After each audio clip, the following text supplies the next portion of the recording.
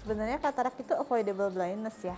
Jadi kebutaan yang bisa kita perbaiki gitu istilahnya gitu. Oh. Nggak kalau udah buta karena katarak terus nggak bisa diperbaiki, nggak. Yang penting sih intinya kalau usia kan memang semua orang pasti akan usia lanjut ya. Tapi intinya kalau misalnya faktor resiko yang lain kita bisa tunda, kayak misalnya si gulanya kita nggak naik gitu ya, terus kemudian paparan sinar mataharinya juga diminimalkan gitu, paparan asap-asap rokok, debu kimiawi kayak gitu sih, insya Allah mungkin dia nggak terlalu yang sampai cepet tebel ya, yang harus langsung cepet dioperasi. Nah kalau misalnya yang anak-anak atau yang didapat dari lahir, kalau yang dari lahir biasanya karena ada infeksi waktu intrauterin, waktu dia di dalam perut ibunya. Tapi kalau waktu masa perkembangan kita bilang juvenile atau developmental katarak itu bisa juga mungkin dari hal lain, atau misalnya dia ada riwayat autoimun atau mungkin dia ada riwayat trauma, terus riwayat infeksi yang dia nggak diobatin dengan baik, itu juga bisa bikin seperti itu.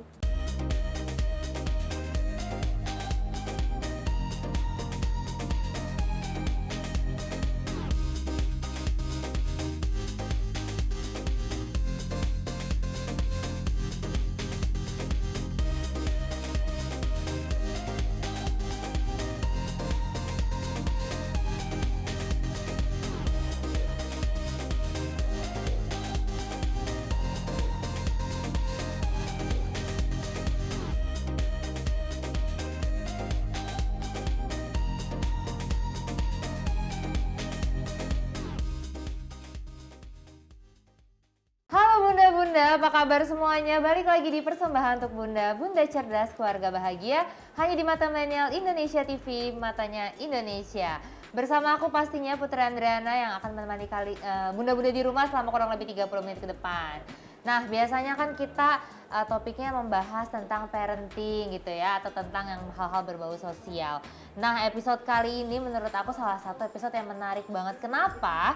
Karena hari ini Bunda kita akan mengenal gejala katarak pada mata. Kenapa aku bilang seru? Bukan berarti katarak seru ya, tapi maksudnya ini adalah salah satu informasi yang penting banget, apalagi buat Bunda di rumah, supaya bisa mengenal gejala katarak pada mata lebih dahulu. Dan seperti biasa, pastinya aku tidak mungkin berbicara sendiri. Aku sudah ditemani oleh Dr. Helda di sini. Halo dokter. Halo Mbak Putri. Akhirnya ini pertemuan kedua aku nih dengan Dr. Helda, dan lagi-lagi kita membahas mengenai kesehatan mata ya dok. Okay. Jadi dok, ini kan memang nggak bisa kita pungkiri gangguan penglihatan itu menjadi salah satu permasalahan utama di Indonesia ya.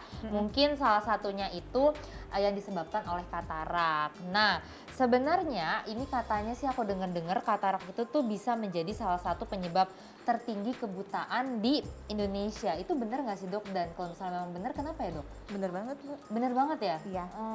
Nomor 2 di dunia ya. Nomor 2 di dunia dan nomor 1 di Indonesia ya. Itu maksudnya kenapa bisa, maksudnya katarak tuh gejala awalnya kah atau seperti apa dok? Sebenarnya katarak itu avoidable blindness ya. Jadi kebutaan yang bisa kita perbaiki gitu istilahnya gitu. Nggak kalau udah buta karena katarak terus nggak bisa diperbaiki, nggak. Nah, kenapa dia angkanya masih tinggi? Karena memang kan lansia tetap ada ya. Jadi katarak itu kan keluhan pada si lensa. Kalau misalnya normalnya memang pada saat dia lansia itu pasti warnanya berubah. Jadi ada muncul kataraknya, belum tentu katarak ini harus dioperasi. Nah, itu pertama.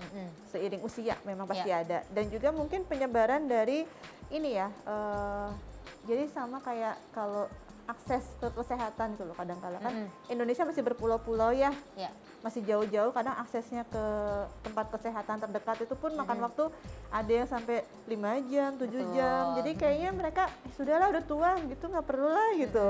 Banyak yang kayak gitu. Jadi menganggap katarak tuh hal yang wajar gitu ya? Maksudnya, emang wajar sih. Maksudnya wajar ya, tapi sebenarnya bisa diperbaiki gitu. Tapi jadi rasa awareness untuk memperbaikinya tuh kurang. Mungkin salah satu faktornya, aku setuju sih dok, karena kadang-kadang kalau kita ngomongin kota besar mungkin orang udah pada lebih aware dan banyak juga gitu ya. Kayaknya kalau pasti katarak gampang fasilitas kan. kesehatannya banyak, tapi kalau misalnya Indonesia itu kan luas, apalagi daerah pelosok, mungkin daripada sulit-sulit mencari, kita ya udahlah biarin aja gitu ya. Tapi nih dok, kalau misalnya ngomongin katarak, itu yang aku tahu di beberapa artikel itu ada beberapa jenis katarak, misalnya katarak senilis, katarak kortikal, katarak subkapsular posterior, dan katarak bawaan ya. Nah, itu sebenarnya bedanya di mana nih dok? Boleh dijelasin nggak? Jadi intinya katarak itu sebenarnya kalau kita mau klasifikasikan banyak ya ceritanya, mungkin nggak cukup setengah jam ya. Jadi intinya kalau tadi yang Mbak nanya masalah kayak subkapsular, kortikal itu dilihat dari dari anatomisnya, dari bentukan lensanya nih, kekeruhannya letaknya lebih di mana, lebih di korteksnya atau lebih di nukleusnya, atau kalau yang udah parah banget biasanya semuanya putih kayak gitu. Kalau katarak sianilis itu berarti tandanya dia katarak pada usia lanjut. Jadi gitu. Sebenarnya bisa dibilang beda dari level ininya mungkin ya. Kalau yang tadi menanya masalah kortikal kayak gitu-gitu ya, subkapsular tuh dari si anatomis lensanya. Iya. Jadi kayak apa ya? Kalau cangkir nih ada yang bentuk gini, ada yang kecil, ada yang itu gitu kan. Jadi sebenarnya yang membedakan itu adalah kita ngeliat dari segi mananya nih gitu ya? Dari slit lamp biasanya, dari pemeriksaan slit lamp. Jadi tapi sebenarnya ya semua kataraknya sama ya? Ya intinya nggak kelihatan. Ininya nggak kelihatan gitu ya. Nah tapi kalau misalnya beda-beda kayak tadi gitu dok, apakah penanganannya juga beda? Enggak, sama. Oh sama semua? Nah terus tadi kan dari beberapa jenis katarak yang berbeda itu penanganannya itu sama atau misalnya emang masing-masing jenis itu beda dok? Sama-sama. Sama semua ya? Jadi harus operasi. Karena memang pada dasarnya katarak itu ya keruh pada mata gitu ya, makanya di lensanya. Di lensanya, jadi ditandai dengan mungkin warna lensanya yang juga berubah gitu ya dok ya. Nah tapi ini seberapa umum sih dok kondisi ini? Maksudnya apakah dia umum hanya untuk di lansia kah atau umum di gimana gitu? Enggak juga. Enggak juga ya? Kemarin banget baru saya dapat kasus katarak kongenital, cuman baru datang ke poli usia 22 tahun. 22 tahun. Nah itu tapi biasanya apa dok yang menyebabkan? Kalau dia kongenital katarak, itu biasanya ada riwayat infeksi pada saat di kehamilan ibunya. Itu biasanya kalau dari bawaan lahirnya gitu. Kenapa kita bisa bilang kongenital? Karena ada beberapa gejala klinis yang muncul. Biasanya nih kalau kongenital itu kan berarti dia dari lahir. Terus dia agak maksudnya nggak terlalu aware nih ya, karena kadang-kadang mungkin di awal tuh hanya kayak tipis-tipis aja. Nah, sedangkan pada saat usia 3-6 bulan itu dia fase manusia lahir ini untuk melihat fiksasi penglihatan, tapi dia nggak dapet karena dia si lensanya ini agak keruh gitu kan. Akhirnya mata ini berusaha untuk mencari, jadi muncul kalau kita bilangnya nystagmus, tapi intinya tuh klinisnya si matanya, bola matanya itu goyang-goyang. Kalau kita kan diam gini ya Mbak, nah itu bola matanya dia goyang-goyang tuh. Itu karena dia nggak dapat fokusnya pada saat dia harus dapat fokus gitu. Kalau dia bisa dari awal terdeteksi dan langsung dioperasi pada saat itu sih insya Allah nggak akan begitu. Tapi biasanya ya dok, kalau misalnya orang kena katarak tuh langsung dua mata kah atau bisa sebelah doang umumnya? Nggak selalu. Nggak selalu juga ya? Nggak ada yang lebih banyak mana gitu ya? Jadi balik lagi kondisi masing-masingnya ya? Tergantung sih.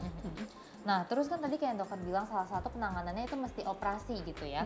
Nah ini dari beberapa artikel yang aku baca itu ada jenis prosedur bedah yang biasa dilakukan. Yang pertama itu ada ekstraksi katarak, ekstrak kapsular, dan juga ada yang vakoemulsifikasi. Nah itu bedanya dan maksud dari dua prosedur itu apa dok?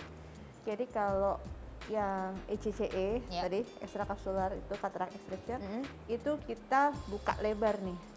Jadi kita buka di sisi korneanya, terus kita buka manual, kita ambil lensanya, kita tanamin lensa baru. Itu metode yang lama. Sebentar ada berkembang lagi yang metodenya small incision, jadi dia lebih kecil lagi sisinya, tapi tetap manual, masih manual. Nah, yang metode terakhir itu kita bilangnya vacoemulsification. Jadi kita istilahnya kayak ngelaser itu si lensa, kita pecah kecil-kecil, masih di dalam bola mata, terus kita sedot. Jadi sisinya tuh kecil banget, di bawah 3 mili. Oh, jadi beda. Kalau yang pertama tuh metode lama tadi itu masih manual ya, diambil terus bahasanya diambil lah ya gitu, terus diganti dengan lensa baru. Tapi kalau yang baru ini dengan laser ya? Iya, jadi kita pecah-pecah kecil-kecil, terus kita sedot.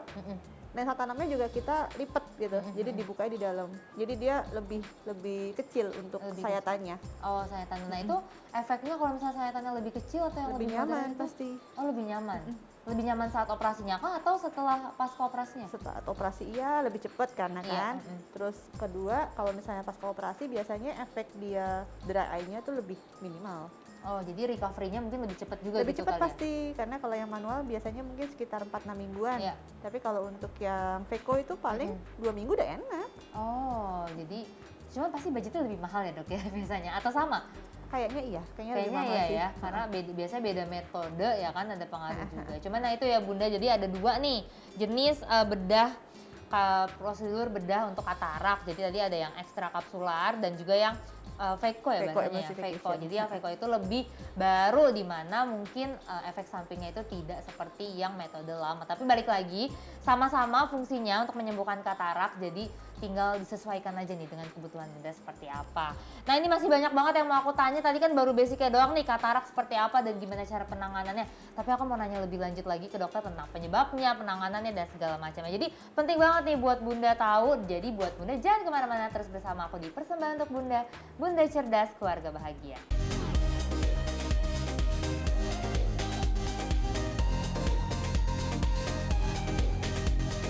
Oke Bunda, balik lagi di Persembahan untuk Bunda, Bunda Cerdas Keluarga Bahagia. Dan masih melanjutkan perbincangan aku dengan Dokter Helda. Kita masih mengenal gejala katarak. Jadi nih dok, aku mau nanya, sebenarnya kalau misalnya ngomongin katarak itu kan mungkin orang ada tahapnya kali ya, bertahap nih mungkin mulai berasa. Nah itu biasanya perkembangannya tuh pesat nggak sih dok?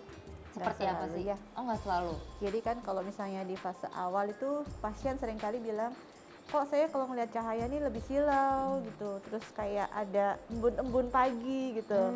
Itu biasa awal-awal nih, masih tipis-tipis. Nah, tapi sampai berapa lama dia tebel banget dan harus dioperasi tuh kita nggak ada yang tahu sih. Jadi yang penting sih intinya kalau usia kan memang semua orang pasti akan usia lanjut ya. Tapi intinya kalau misalnya faktor resiko yang lain kita bisa tunda, kayak misalnya si gulanya kita nggak naik gitu ya, terus kemudian paparan sinar mataharinya juga diminimalkan gitu, paparan asap-asap rokok, debu kimiawi kayak gitu sih, insya Allah mungkin dia nggak terlalu yang sampai cepet tebel ya, yang harus langsung cepet dioperasi. Gitu.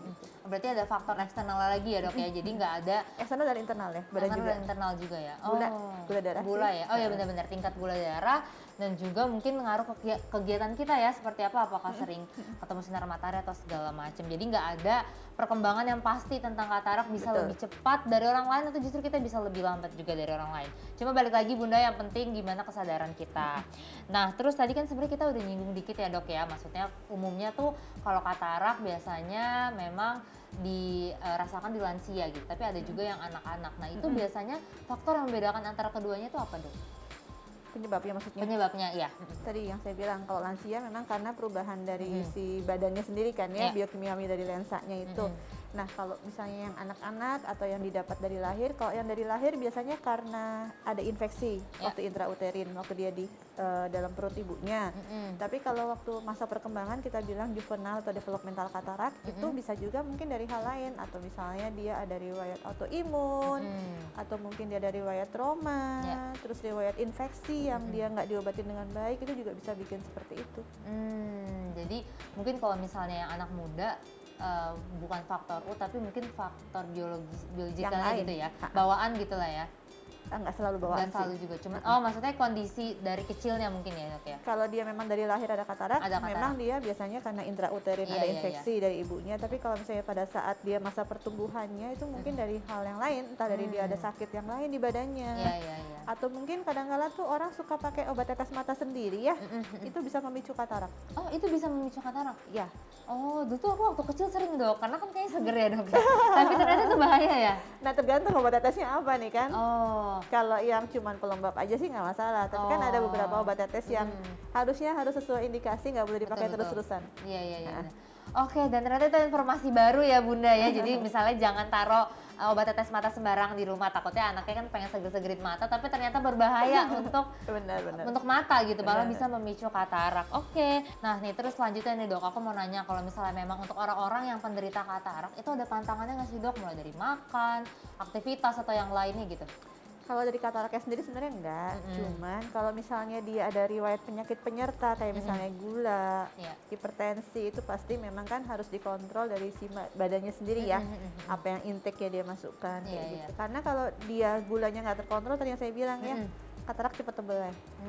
Jadi mungkin nggak ada pantangan yang pasti gitu ya, tapi balik lagi ke kondisi tubuh kita mungkin. Jadi buat Bunda nih di rumah ya, atau mungkin suaminya atau anak-anaknya, kalau misalnya memang biasa kadar gulanya tinggi, kalau misalnya kita nggak ngontrol itu cenderung lebih cepat menebal gitu ya kataraknya ya. Nah terus kalau misalnya dokter nih, misalnya ada pasien datang gitu ya, terus cara dokter mendiagnosa pasien ini katarak atau enggak itu dari mana sih dok, selain dari warna lensanya misalnya? Kalau itu kita diagnosa dia katarak memang harus dari pemeriksaan slit lamp ya. Jadi kan kalau di polimata itu ada kayak model yang berdiri, terus dia matanya kepala terus itu kepala, ya. iya, Nah itu tahu. namanya slit lamp. Jadi kita pemeriksaannya harus dari situ. Dari situ ya. Jadi kalau center tuh kita cuma bisa melihat oh ini kayaknya katarak gitu ya. Tapi kan maksudnya itu masih ngeblind banget.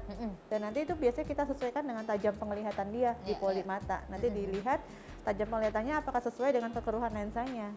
Nah itu baru kita putuskan gimana. Berarti memang harus pemeriksaan secara medis ya. Maksudnya nggak bisa kita lihat secara kasat mata aja atau kalau screening ya screening aja, screening cuman ya. untuk detailnya biasanya langsung ke poli. Ya, nah gitu Bunda. Jadi kalau misalnya mau lebih aman gitu kan, mau lebih pasti apakah ini katarak atau bukan, separah apa, memang lebih baik langsung pengecekan langsung ke dokter mata. Jadi bisa dicek secara medis.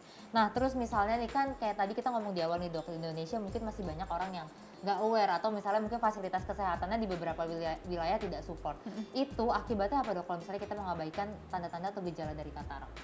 Jadinya kalau ini bisa sampai nggak ngeliat ya. Bisa sampai benar-benar nggak ngeliatnya tuh sampai. Kalau katarak nggak ngeliatnya pasti di titik dia cuma bisa ada cahaya aja. Tapi kalau dia sampai cahaya pun nggak kelihatan itu pasti ada sesuatu yang lain. Di saraf mata biasa ada gangguan. Jadi kalau katarak itu kayak lampu bolamnya gitu Mbak. Nah tapi kalau sampai dia cahaya pun nggak bisa mengenali, berarti kemungkinan dia ada sesuatu yang lain di luar katarak. Oke, berarti batas parahnya katarak tuh sebenarnya adalah tidak bisa sampai ngeliat cahaya aja gitu ya dok ya? Sampai ngeliat cahaya aja. Tapi kalau misalnya memang misalnya mungkin pengalaman Bunda atau misalnya keluarganya segala macam sampai benar-benar nggak bisa ngeliat, tuh kayaknya udah hal lain lagi ya dok ya? Sampai dia sama sekali cahaya pun nggak bisa tahu nih ada terang atau gelap, nah itu berarti memang nggak ada yang lain, entah glaukoma atau mungkin dia ada neuropati dari saraf matanya gitu. Kita harus lihat detail lagi. Berarti percuma juga ya kalau misalnya kondisi seperti itu dilakukan misalnya bedah untuk katarak nah, gitu? biasanya makanya itu pemeriksaan ke poli. Jadi kalau tajam penglihatannya ternyata dia cahaya pun dia nggak bisa untuk detect, dan memang ternyata ada katarak tebal, tapi ini bukan indikasi untuk operasi karena cahaya pun dia udah nggak bisa lihat. Kalau selama dia masih ada cahaya, kita coba operasi. Ya. Tapi kalau emang benar-benar sampai nggak ngelihat gitu ya, itu berarti ada sesuatu yang lain. Ada sesuatu yang lain. Tapi kalau misalnya tingkat maksudnya pasien katarak di Indonesia tuh makin kesini cenderung naik atau gimana nih dok? Begitu-begitu aja ya. Begitu-gitu aja ya. Stabil naik ya dia. Stabil naik. Cuman ya tetap lagi-lagi nggak bisa kita sepelekan ya, maksudnya meskipun kan dari dulu udah banyak gitu. Itu kan menunjang kehidupan kita ya. Betul, benar. Nah tapi sebenarnya kalau katarak sendiri itu bisa dicegah nggak sih dok? Dan bisa. dengan cara apa? Bisa dicegah supaya nggak cepet tebel ya. Iya. Jadi kalau misalnya usia kan kita nggak bisa cegah nih. Tapi kalau gula darah dibikin stabil kita bisa cegah. Kita bisa bikin aktivitasnya untuk kalau kita di outdoor dikasih pelindung, topi, payung, kacamata hitam gitu kan. Terus debu-debu kimiawi dihindari, ya itu insya Allah sih nggak terlalu tebel-tebel banget. Berarti lebih ke mencegah untuk tidak makin parah gitu ya. Tapi sebenarnya kalau menghindari sepenuhnya sih susah ya dok ya, karena salah satu faktornya usia ya. Usia, cuma kan nggak selamanya kekeruhan lensa ini yang harus langsung dioperasi gitu. Betul, dan nggak selamanya mengganggu 100%, mungkin kacamata dibantu, kacamata masih bisa. Bisa dibantu dengan kacamata ya. Oke Bunda, jadi itu ya, ternyata sebenarnya balik lagi parah atau enggaknya tuh ke diri kita bisa kontrol atau enggak, penanganannya seperti apa, cuman lagi-lagi kalau misalnya mau pasti dan mau yang terbaik, itu langsung melakukan pengecekan ke dokter. Jadi kita nggak bisa self-diagnosis sendiri, karena kan kadang-kadang kita nggak tahu ya ada kondisi lain yang kayak tadi dokter Helda bilang, ternyata ada kondisi kesehatan lain yang akhirnya membuat kondisi itu semakin parah. Nah ini aku sama dokter Helda mau break dulu, mau minum-minum cantik dulu sebentar, tapi tenang aja, kita akan balik lagi pastinya masih membahas tentang gejala katarak. Jadi buat Bunda jangan kemana-mana, tetap di Persembahan untuk Bunda, Bunda Cerdas, Keluarga Bahagia.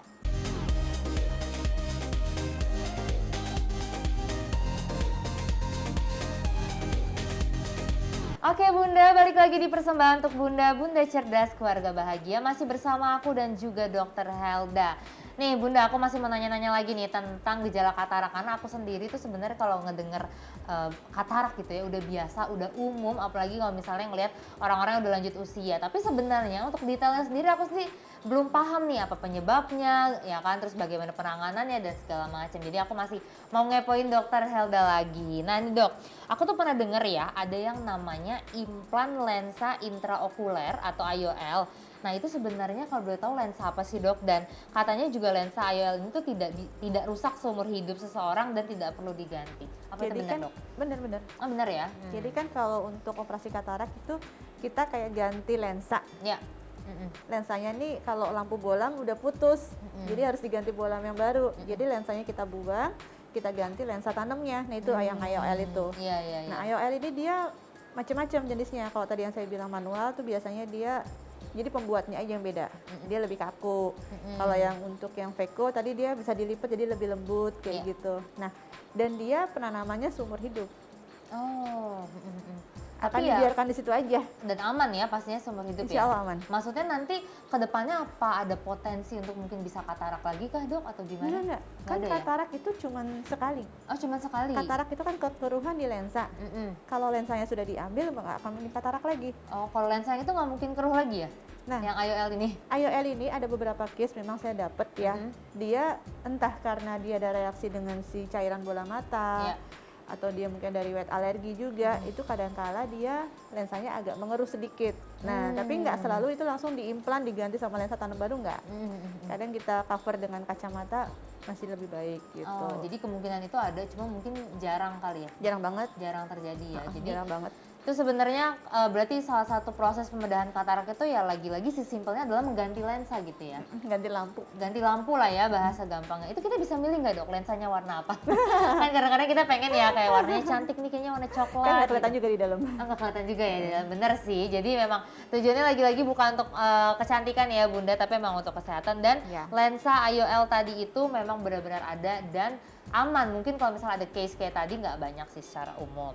Nah untuk pemulihannya sendiri nih dari proses pembedahannya itu butuh berapa lama dok kira-kira? Kalau untuk yang Veko itu lebih cepat ya. Biasanya 2 mingguan udah enak sih. Oh yang kalau yang metode lama tadi 4 sampai 6 minggu ya. Oh jadi makin canggih metodenya gitu ya. Karena kan sayatannya makin dikit Makin ya, kecil. makin kecil dia. Jadi ya penyembuhannya lebih cepat. Jadi pemulihannya tuh lebih ke pemulihan sayatannya itu kali ya dok ya. Karena kan kita untuk menggantinya harus ngebuka. Aduh aku kayak bayanginnya ngilu gitu kalau mata gitu kan kadang-kadang bagian sensitif ya dok. Iya. Tapi banyak nggak sih dok yang pasien tuh mengeluhkan kayak takut gitu atau khawatir? Pastilah ya, namanya orang mau lakukan suatu prosedur sesuatu ya, bahkan mungkin ngambil kutil aja kan orang juga serem ya. Itu sama sih. Pasti ya. Pasti. Nah tapi kalau selain operasi nih dok, bisa nggak sih ada cara lain yang menyembuhkan katarak gitu? Menghilangkan katarak tanpa operasi nggak ada. Nggak ada ya. Tapi kalau kataraknya masih tipis, kita bantu penglihatannya dengan kacamata masih bisa. Oh, tapi itu bantu penglihatan ya, bukan untuk mencegah ketebalannya gitu kan dok? Enggak, kalau Enggak mencegah ya? ketebalan tadi yang saya bilang, Iya. masalah yang gula dan lain sebagainya itu.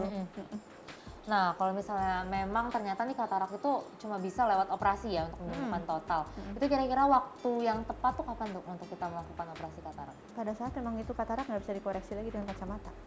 Oh, jadi selama masih bisa dikoreksi dengan kacamata, itu aman ya? Maksudnya nggak apa-apa untuk itu? Jadi kan saya bilang tadi ya, kalau dia masih cukup tipis, kita bantu kacamata, biasanya penglihatan masih bagus, cuman mungkin nggak yang 100% gitu kan. Nah, itu masih nggak masalah. Tapi kalau misalnya dia udah makin tebal, kita koreksi kacamata juga nggak bagus penglihatannya, ya itu memang harus wajib untuk operasi. Kalau nggak dia makin lama makin buram pasti. Iya, berarti ya maksudnya yang nggak bisa dikoreksi dengan kacamata tuh udah pakai kacamata, tapi tetap masih keruh gitu ya penglihatannya ya? Tetap nggak bisa membaik. Tetap nggak bisa membaik. Jadi saya misalnya contoh kalau dengan kacamata dia bisa 100% nih. Ya. Tapi karena kataraknya dia cukup tebal, dibantu kacamata penglihatan cuma 30%. Nah, itu udah harus operasi. Itu udah harus operasi. Berarti itu udah kritis lah ya. Udah tebal parah. banget Udah tebal gitu banget ya. kan. Nah, terus aku kan sering banget nih dok, pernah juga nganterin kakek operasi katarak ya, tapi diarahinnya tuh setelah operasi katarak terus pakai kacamata hitam. Itu kenapa ya dok? Kacamata apa? Kacamata hitam. Oh, mungkin supaya nggak silau aja kali. Beberapa supaya orang nggak suka ngeluhkan silau sih, tapi nggak selalu. Oh, jadi pasca maksudnya tindakan pembedahannya tuh silau? Kan soalnya mungkin orang ini sudah sekian lama dia nggak terlalu kelihatan ya. Bayangkan dia nggak dapet cahaya yang seutuhnya, terus tiba-tiba dia diganti sama yang baru yang masih bening banget kan, mungkin kayak kaget. Kaget ya. Istilahnya untuk adaptasi aja. Untuk adaptasi. Tapi maksudnya bukan suatu yang harus pakai itu enggak. Ya. Jadi kalau misalnya kita nggak pakai kacamata hitam, takutnya kan kadang-kadang apa ngaruh kena sinar atau apa jadi gimana lensanya? Enggak ya. Pasien saya mah nggak pakai kacamata hitam biasanya. Gitu. Itu. Jadi mungkin untuk proses adaptasi aja kali ya. Tapi aku setuju sih karena kita kadang-kadang pakai kacamata aja kaget ya. Maksudnya habis pakai kacamata tebel gitu terus pas ngelepas kan agak-agak gimana penglihatannya gitu ya. Jadi buat adaptasinya aja. Untuk adaptasinya aja, jadi bukan suatu keharusan gitu. Nah, tapi ini kan tadi kalau kata dokter, kalau misalnya kita keseringan pakai obat tetes mata gitu ya, padahal nggak kenapa-napa itu bisa. Obat tetes mata tertentu? Tertentu ya, obat tetes mata tertentu itu justru bisa memicu katarak. Tapi katanya aku pernah dengar juga nih, justru menggunakan obat tetes mata tuh bisa mencegah katarak, itu gimana dong? Ada beberapa obat yang jadi dia kayak istilahnya kita kasih vitamin lah ya, vitamin supaya dia nggak cepet tebelnya gitu. Cuman basicnya lagi kembali ke badan. Kita mau kasih vitamin, tapi kalau badan kita tetap nggak hidup sehat kan sama aja, gitu. Sama kayak gitu. Oh, jadi itu lebih ke asupan mungkin ya? Ya, jadi kalau misalnya kita kasih, yaudah nih kasih vitamin, tetes mata supaya dia metabolisme si lensanya nggak terlalu cepat keruh gitu ya. Tapi dia juga nggak ngatur gulanya nih, gulanya 500, 700 gitu ya, sama aja bohong. Cepet aja kataraknya tebel. Iya, benar-benar. Jadi balik lagi sih, itu kayak sampingan lah ya, tapi tetap kayak utamanya kita harus tetap menjaga gitu ya. Nah, tapi untuk cara melindungi matanya tuh untuk terhindar dari katarak atau misalnya kayak lanjut usia kan kita nggak bisa hindari ya dok ya, maksudnya mungkin ada faktor tapi kita pengen nih semaksimal mungkin supaya kataraknya tuh nggak lebih cepet, caranya gimana dok? Hidup sehat. Hidup sehat ya? Hidup sehat tuh berarti olahraga gitu ya maksudnya? Ya maksudnya olahraga kan paling nggak jadi kita gula darahnya normal, stabil ya kan. Terus kalau misalnya di luar juga kita kasih pelindung mata supaya nggak banyak panas matahari gitu kan. Terus udah gitu juga debu-debu kimiawi juga ngaruh. Betul. Jadi terus kalau misalnya badan kita sehat kan nggak ada metabolisme lain yang membuat si katarak ini cepet tebel kayak gitu sih intinya. Jadi salah satu mencegahnya gitu ya. Maksudnya kita harus peduli dengan bukan hanya mata aja mungkin ya, metabolisme tubuh kayak tadi jaga. Mata tuh kena efeknya aja. Mata tuh efeknya aja ya, benar-benar. Tapi aku setuju sih, kadang-kadang aku aja mungkin sesimpel mata tuh kan bagian sensitif ya dok ya. Kadang kita kan ada debu dikit aja tuh langsung merah atau berair gitu ya. Jadi mungkin salah satu cara untuk kita mencegah katarak atau supaya kita nanti deh gitu kataraknya kalau emang katarak kita bisa menjaga kesehatan tubuh kita bunda, atau misalnya tepatnya itu kesehatan mata. Tapi untuk biayanya sendiri nih aku kepo deh dok, misalnya untuk bedah katarak tuh biasanya di range harga berapa sih budgetnya? Nah tergantung rumah sakit, cuman karena ini kan medis ya, jadi asuransi BPJS semua tercover. Gitu jadi ya. aman. Karena memang ini kebutuhan medis bukan kecantikan ini atau kosmetik. Ini medis, betul. Oke, jadi gitu ya bunda, kalau misalnya mau tahu lebih pasti lagi silahkan hubungi rumah sakit terdekat gitu ya, atau mungkin klinik mata atau segala macam lah ya. Dan happy-nya lagi ternyata bedah katarak ini sudah di cover melalui asuransi atau BPJS. Jadi tinggal bunda cari tahu aja seperti apa prosedurnya ya kan, harus diikutin.